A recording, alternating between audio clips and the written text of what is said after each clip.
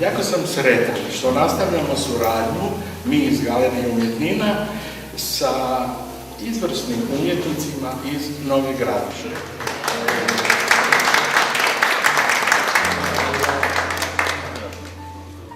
Probajte naći u tim figurama zamjerke, i tako dalje, a oni ćete...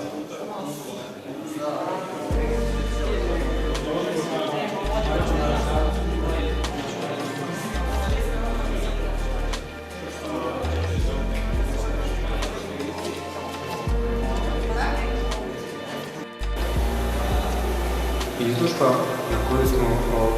koju smo ovdje postavili može se na neki način podijeliti u dva dijela. Prvi dio je nešto klasičniji, znači možemo slobodno nazvati izložba skulptura, mada i to treba uzeti sa jednom dozom rezerve, jer to naravno nije klasična izložba skulptura gdje smo navikli vidjeti skulpture na postamentima i na način da ih se može vidjeti sa svih strana, a i sam materijal od koje su skulpture napravljene ima jedan bitan element u sebi, jednu poroznost, jednu prolaznost, što je bitan naravno element u cijeloj ovoj priči koja se priča i u jednom i u drugom dijelu. Materijal koji je aluminijska u biti folija nije novotarija i novost u skulpturi, ali je nekako u puno manjoj mjeri zastupljen, jer uobičajeno je da se skulpture uglavnom rade od nekakvih čvrstih materijala, postojanih, bronce, drveta, kamena i sličnih materijala. Ovdje je materijal, znači, vrlo krhak, upravo kao i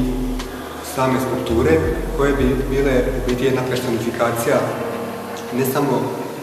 čovjeka kao pojedinca u današnjem društvu, nego možemo reći i u širem kontekstu kulture, odnosno umjetnosti i njezinih mjesta danas u društvu gdje jesu, odnosno gdje nisu. Upravo ta izmjena vrijednosti i nekakva ta ljestvica koja nam govori da su danas i pojedinac dosta u nekakvoj teškoj situaciji, u dosta marginalnoj poziciji,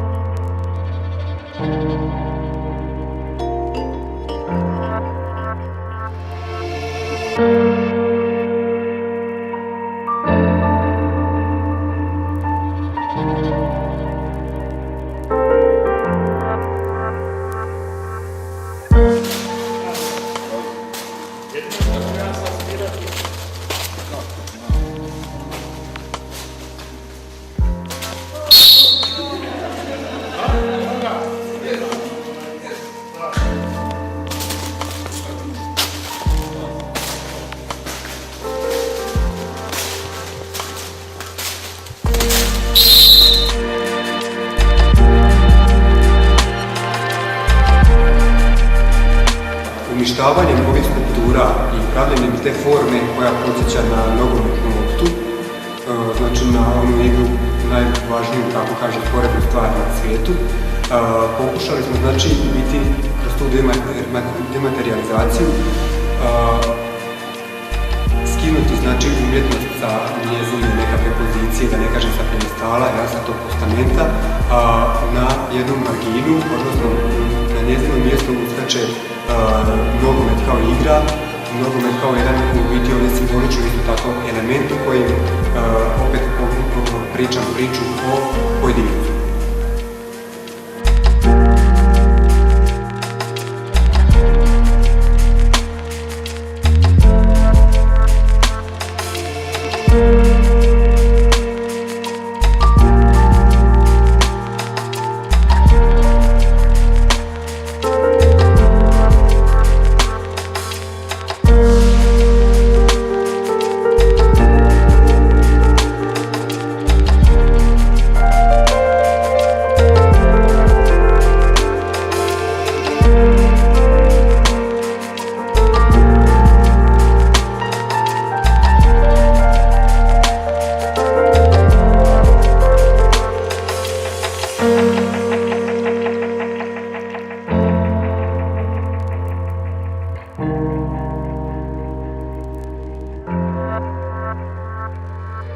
Thank you.